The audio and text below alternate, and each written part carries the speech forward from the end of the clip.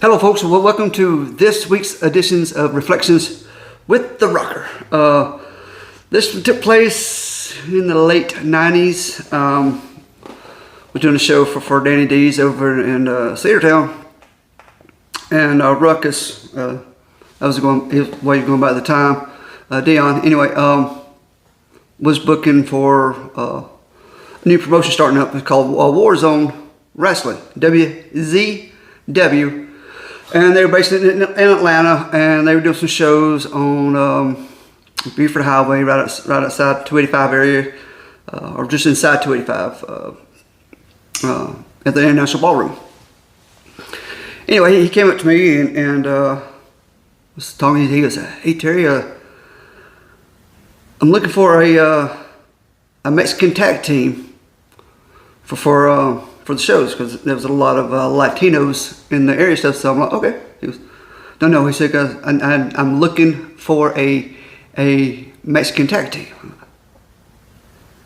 Okay, I kind of heard you the first time. He goes, you don't understand. I need a Mexican tag team. I'm like, I need more details, because apparently I'm not getting what you're hitting. He goes, oh, I want Team Extreme to be my Mexican tag team. I kind of laughed a little too hard, and then I looked at him and realized I was the only one laughing.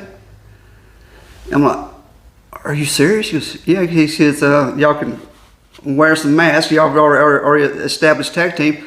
And it'll work. I'm like, dude, I struggle sometimes ordering from the Del Taco menu. Yes, I prefer Del Taco over Taco Smell. Prove me wrong. Change my mind. He won't. Anyway, I struggle. I was like, hell, I don't even know if Frank knows any Spanish or be willing to do it. So I reached out to Frank, and he's like, yeah, we'll give it a shot. I mean, it gets his booking. So okay. So we had the black, military fatigue, I guess BDUs or what they call them, so had those. We already had matching boots based off the Steve Austin and Ryan Pillman, the Hollywood Blondes, the white boots, black tongue, black star, black soles. We already had that going on stuff. And then Jack Lord made us a couple of matching masks. It was all right, but it wasn't exactly what we wanted, because we needed more facial cover. So I reused the mask that Juanita made for me when I was doing the Mystic Warrior stuff. So we had different colors of these, and it's hard to see. I don't see that many blue-eye Spaniards. Could be wrong, but for the most part, no.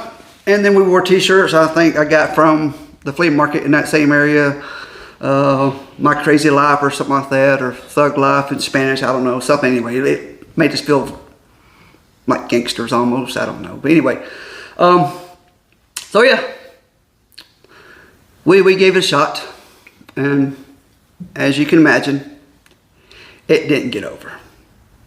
No surprise to me neither, stuff like that. So yeah,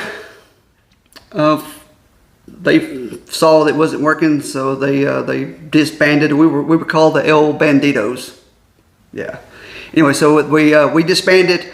Both got rid of the mask and what we were wearing and stuff. Frank hooked up with a very, very talented John Phoenix, and they started the Suicidal Tendencies.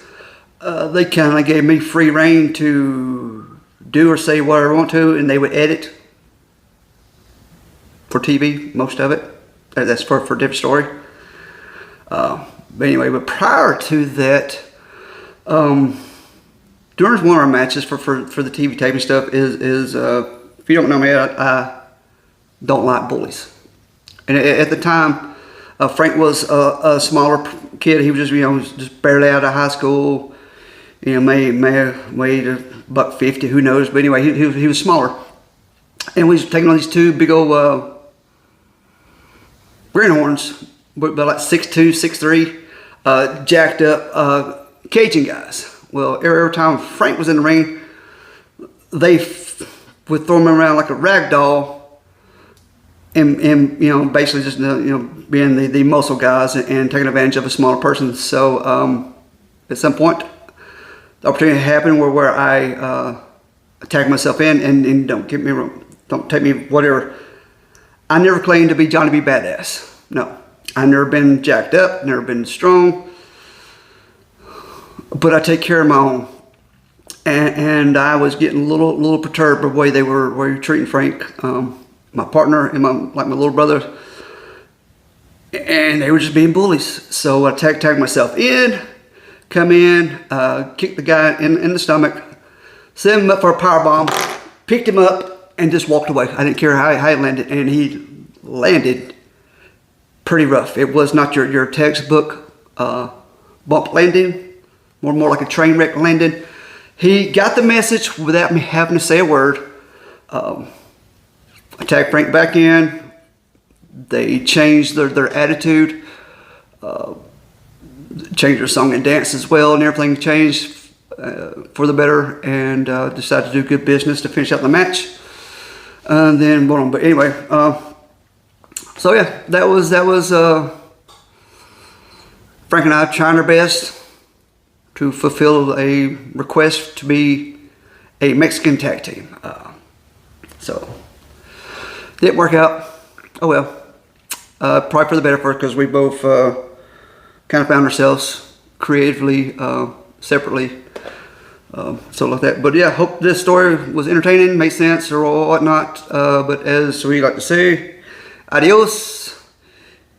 And Push Pop say, peace, love. See ya.